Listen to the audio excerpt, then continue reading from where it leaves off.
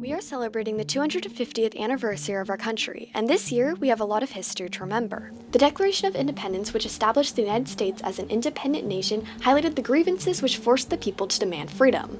As a result, they created a nation governed by the people that would not be altered for any light or transient causes.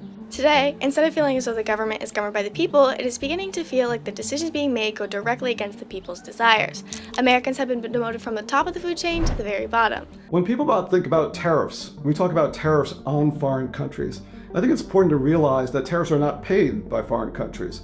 When we increase tariffs, if we have a 25% tariff, let's say on iron from a country, when that iron is imported to the United States, that 25% is paid by a U.S. corporation.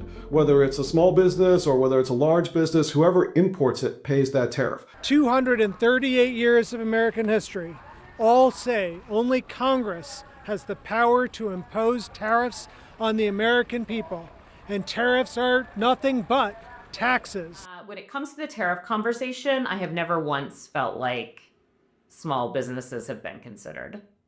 In some ways, if you look back at the founding of this country, Alexander Hamilton represented the idea of executive authority, Thomas Jefferson and others represented the idea of congressional authority, and they were all concerned that we might create a king, that we might put too much power in the executive branch.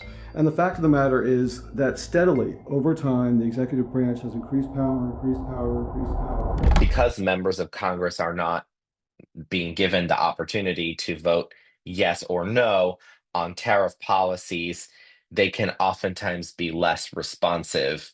Facing pressure from the public, facing frustration from the public, has increasingly written the law to give the executive branch vast discretion. The Founding Fathers wanted to ensure that we had a strong check and balance. I believe the same check and balance needs to exist now as it relates to protecting our commerce activities. Over time, the executive branch has been gaining power and influence over Congress. Sometimes this power is necessary, like in emergency scenarios where change is needed to happen immediately. However, this power can easily get out of hand, and it's important to maintain the checks and balance systems our Founding Fathers built. If not, instead of the people being placed at the top of the food chain, the executive branch is placed there instead. So I think tariffs have their place. But at times also I think tariffs can be overused. And I think we're getting to the point since Liberation Day on April 2nd, 2025, where it was this blanket tariff across the board, 10%. I think in this case, we've gone a little bit too far with tariffs. And so I love my local politicians who are very cool and have been here many times. But I don't think that there is a way for them under the current setup for them to make much headway. I am meeting with the print shop. I'm meeting with the different vendors that have international vendors and customers.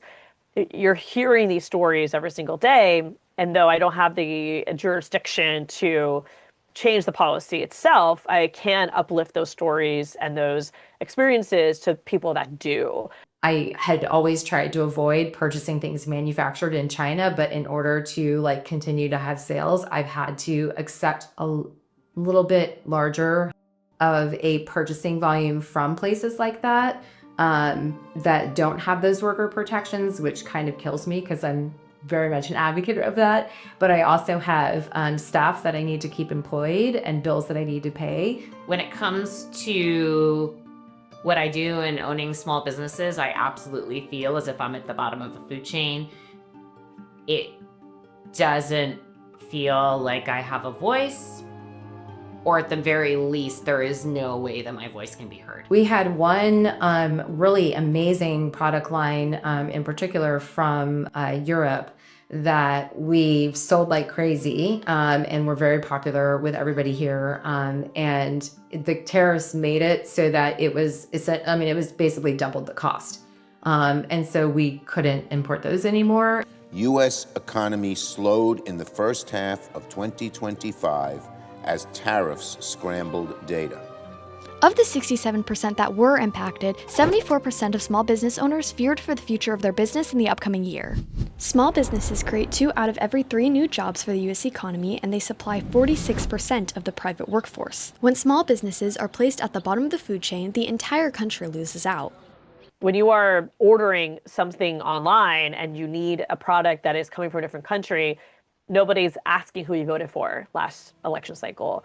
And so it's really important for personal stories to kind of counter the partisanship around these issues, because at the end of the day, we should be crafting policy in the best interest of the American people, in the best interest of our global allies, and not on politics and partisanship. Storytelling is a very powerful tool for constituents and small business owners alike in changing the narrative around public policy. It's not about the president, it's about the presidency.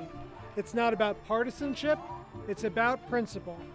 With the right motivation, the anniversary of our nation can be something we're celebrating, not mourning. While it may seem like we've been put in an impossible situation where we can't escape, patience and effort will make it possible to make change. When any part of the food chain is missing or hurt, the entire system will collapse. We all rely on each other. Your voice matters, and so do your stories. Use your voice to speak up for the things that matter to you, and change will happen.